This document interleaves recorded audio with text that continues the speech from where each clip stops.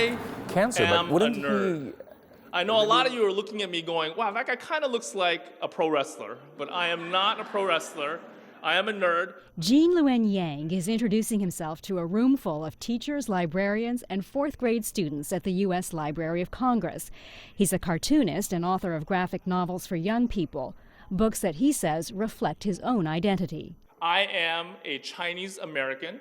I love computers. I love superhero comics. The U.S. Library of Congress has named Yang its National Ambassador for Young People's Literature. He received his inaugural medal from the library's acting director, David Mao, who is also Chinese American. He's very, very energetic. He's really committed. He has a passion for teaching children. His background is as an educator. Do you speak Chinese? I do. Do you? Do you speak any other languages? No. Genne Yang's books are on display here at the Young Readers Center at the Library of Congress.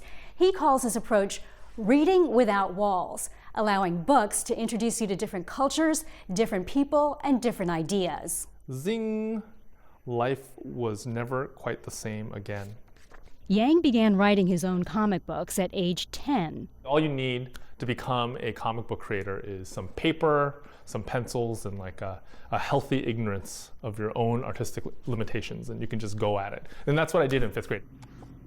He was drawn to superheroes whose lives in some ways seemed to reflect his own experience as an immigrant kid. Almost every superhero has 2 different identities. Superman is both Superman and Clark Kent. Batman is both Batman and Bruce Wayne. And they have to live their lives in a way where they negotiate these 2 identities, you know? And that was true of me as an immigrant kid. I had one name at home, I had another name at school. And I really, when I went from home to school, I was actually traveling from one set of cultural expectations to another set of cultural expectations. Yang's best-known book is titled American-Born Chinese, a story about struggling to belong.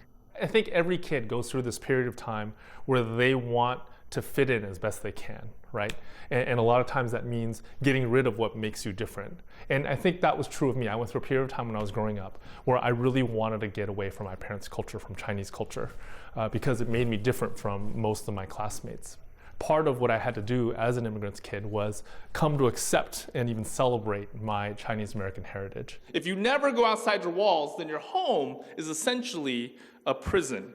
Yang will spend the next 2 years traveling the United States, promoting reading to young people. My challenge is that you read without walls. Go find a book that you normally wouldn't read. This might be a book with someone on the cover that doesn't look like you or doesn't live like you.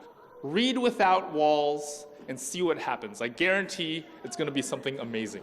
Thank you very much. Malini Wilkes, CCTV, Washington.